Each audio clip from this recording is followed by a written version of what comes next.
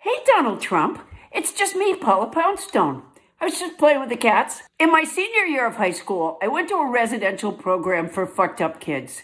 We did a lot of chores and talked about our feelings. They put one of the kids, a guy named Phil, in charge of making the list of who had to do the dishes at night. And he kept putting me on the list. So one night in a group session, I said, Phil, why am I always doing the dishes? And he said, I thought you liked it. I said, I don't.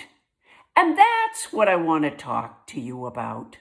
I watched you lying to the press about mail-in voting before you signed your executive order in the Oval Office today. You were telling them that mail-in voting leads to voter fraud. It doesn't. There's no evidence of that. But you said something really interesting. You said, if you don't have honest voting, you can't have, really, a nation if you want to know the truth. We do! We want to know the truth! Oh my gosh, to think you didn't know we did! I'm so glad you brought it up! This explains so much! So you had no idea that we wanted to know the truth? And that's why you say stuff like, we already won the war, and I stopped 8 wars. At that speech you gave to the rich people a couple of days ago, you said you didn't care about the Nobel Peace Prize. The audience actually laughed. But you didn't know that they wanted to know the truth. And if you didn't know that they wanted the truth, why would you tell the truth? They laughed because everyone knows you communicated with the Nobel Committee. You got people to nominate you, you've bullied them, you've begged them.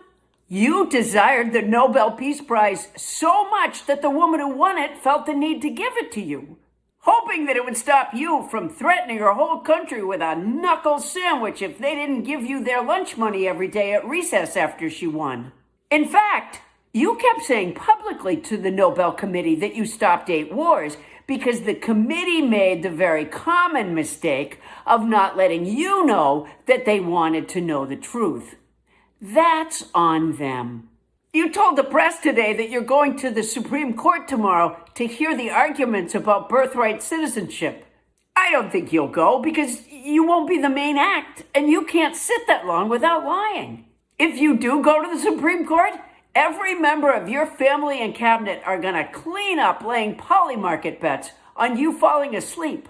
And the risk junkies among them will lay at least a little something on which way your mouth will pull when you do it.